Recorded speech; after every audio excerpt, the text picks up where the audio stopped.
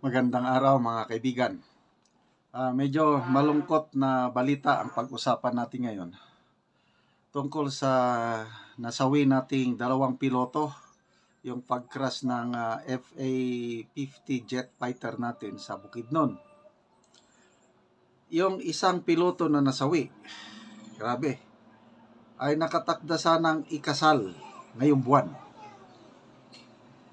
Ito, balita ng Brigada Radio Station ito. Title, isa sa piloto ng FA-50 na kabilang sa nasawi, nakatakda sanang ikasal ngayong buwan. So, Brigada Manila. So, nandyan yung litrato ng pareha silang piloto. I think itong babae, helicopter pilot. I'm not sure hindi ko matandaan. Nakatakda pa sanang ikasal ang isa sa mga nasawing piloto sa pag-crash ng FA-50 fighter jet sa Mount Kalatungan, Bukidnon. Ang co-pilot na si First Lieutenant April Jan Dadulya ay ikakasal sana ngayong March 15 sa kanyang fiancé na kapwa rin niya miyembro ng Air Force. So, napag-alaman din graduate ng Philippine Military Academy ang nasabing piloto na residente ng Alae, Manolo Portich, Bukidnon. Bumuhos ngayon ang pakikiramay sa pamilya ng dalawang matapang na bayani na nagbigay ng kanilang buhay para sa kaligtasan ng bansa. So, it's a tactical mission. Napag-alaman ng ating tropa sa gobyerno yung pinagkukutaan ng mga nalalabing miyembro ng NPA sa Northern Mindanao, at ang Philippine Army nag-request ng air support. So, gabi, lumipad ang tatlong FA fighter jets natin para maghulog ng bomba doon sa identified na location ng mga rebelde, at ito nasawi, bumagsak ang isa. Mga bago-bago pa itong mga jet fighters natin na all in all, ang alam ko, 12 na bili lahat panahon ng Pinoy Aquino administration. So, 10 years na, hindi pa naman masyadong luma. Okay pa yan. Kasi brand new na nabili. So, ito po ang first major air disaster na nangyari sa Philippine Air Force, at ngayon iniimbestigahan kung bakit. Ano bang sanhi ng pagka-crash? Ganyan po talaga ang buhay ng sundalo. Hindi mo alam kung anong mangyari. Ang buhay ng sundalo, kalahati sa mo patay na kalahati. Ganyan po. Kaya ako nagpapasalamat ako ng malaki sa Diyos sa aking 34 years na pagserbisyo. Niligtas niya ako at buhay pa hanggang ngayon. Kaya lang, hindi ko rin alam kung anong mangyari sa akin. Uncertain future. Hindi natin alam. Kasi hiram lang sa Diyos ang ating buhay. So ito, hindi akalain ng pilotong ito at saka yung fiancé niyang piloto na mangyayari ito. Kasi nakatakdang ikasal ngayong March 15. Taga Bukidnon itong piloto, nag-crash din siya sa mismong home probinsya. Manolo Portich, makikita mo ang Mount Kalatungan. Kasi ang Mount Kalatungan nasa Talakag, Bukidnon. So magkatabi lang ang Manolo Portich at Talakag. So doon pa siya na-disgrasya. So ano pong lesson learned natin dito mga kaibigan? To me, yun nga, hiram lang sa Diyos ang ating buhay. Hindi natin alam kailan tayo kukunin ng Panginoon. Ang tanong,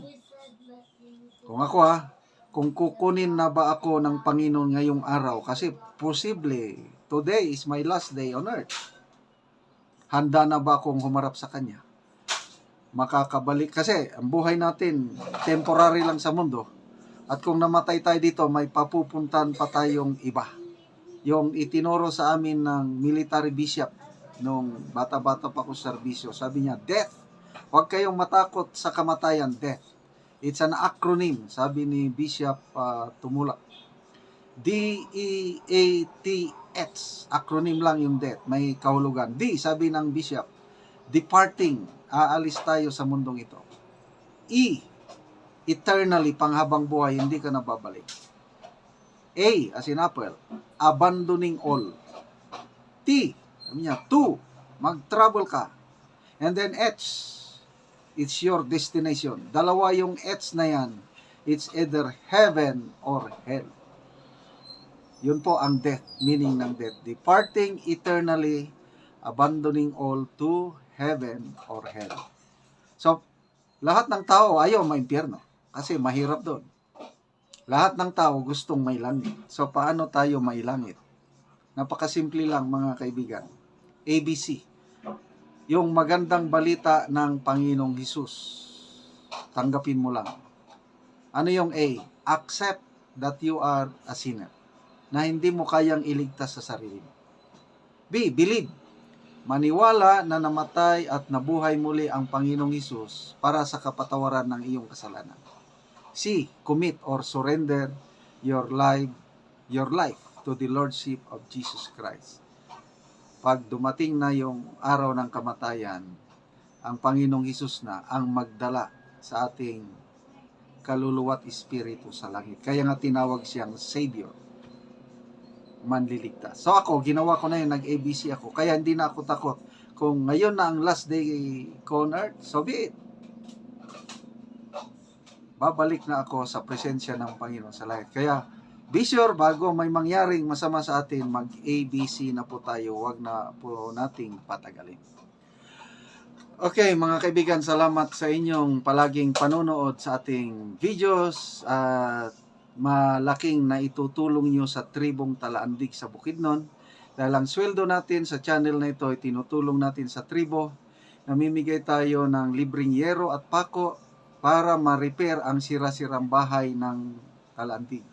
Namimigay tayo ng solar lights, plato, kaldero, baso, pinggan at iba pang gamit sa bahay dahil kawawa sila. Nagbibigay din tayo ng livelihood assistance, nagpapatanim ng sayote at saging lakatan. Ang kasabihan, kung may itinanim, may aanihin. Panoorin nyo ang video na ito. Karon na anak ko diri sa tanom lakatan ni Manang Ilma o ni Kuya Aki o ni anak ko karon sa ilaha.